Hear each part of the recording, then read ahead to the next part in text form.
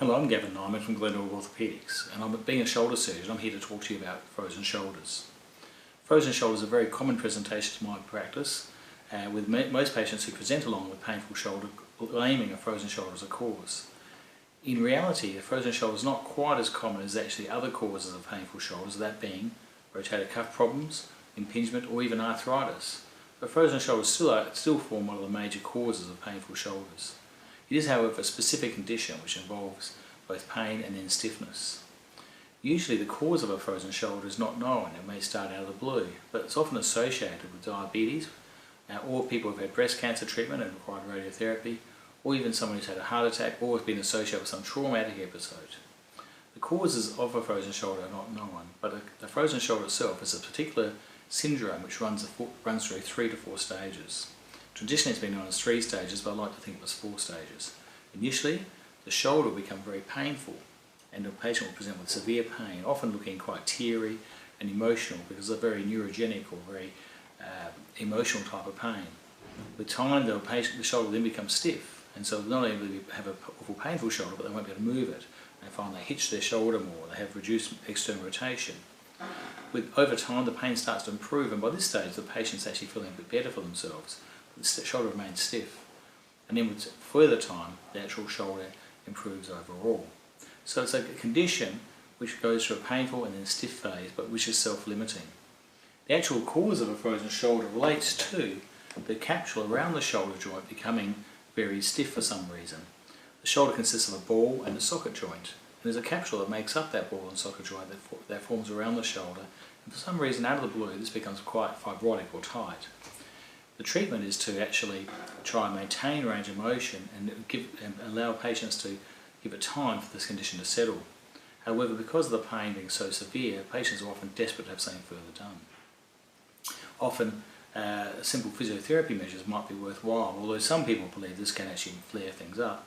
I believe it's personally worth trying some simple measures, including hydrotherapy, which I think is very useful. Other measures to try and help settle the symptoms quicker is to try a steroid injection into the shoulder joint itself to try and take away the inflammation around the capsule. And often if this is combined with a bit of fluid, this can help stretch the capsule to maintain the range of motion in the shoulder. This is called a corticosteroid injection or a hydrodilatation. Basically, whatever treatment is offered, the longer one waits to have treatment, the better they do, because in the acute stages, where there's a lot of pain occurs, or in the intermediate stages where it's painful and begin developing stiffness, the actual shoulder is a very inflammatory element to it, and therefore whatever's done, the actual condition can recur. The longer one waits to have treatment, the better the patient does. So for the injection, or physiotherapy, or even surgical procedures, which are an option, are done later on in the time frame, the results are actually significantly better. So as opposed to what most people believe when they come to see me, that they should have treatment straight away to help prevent it getting more severe, this is a condition that time is the main factor in the recovery, and the longer one waits for treatment, the better the patient will do. As such, to help form the diagnosis, sometimes a MRI scan may be worthwhile, which actually helps image the capsule and shows the specific scarring which occurs in the bottom part of the joint. Usually, however, most times the diagnosis is made purely on clinical grounds, showing that there's a painful shoulder with stiffness. I do believe, however, an X-ray is very worthwhile because this helps exclude the other cause of stiffness and pain in the shoulder, which is arthritis. In general though, frozen shoulder is a self-limiting condition, and conservative measures including physio and steroid injections are the mainstay of treatment. Why do they come and see an orthopaedic surgeon then? Well, I believe I can offer a diagnosis and help explain the condition to them. However, there are the occasional patients for which surgery is an option. In which case, if the patient doesn't resolve with time, surgical measures that are an option are a corticosteroid into the shoulder along with a manipulation of the shoulder to try and stretch the capsule.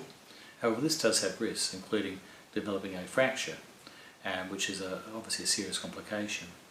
Therefore, more nowadays we would tend to do an arthroscopic release where the patient's put to sleep and a telescope is placed into the shoulder to release the scar tissue around the shoulder and loosen up the shoulder.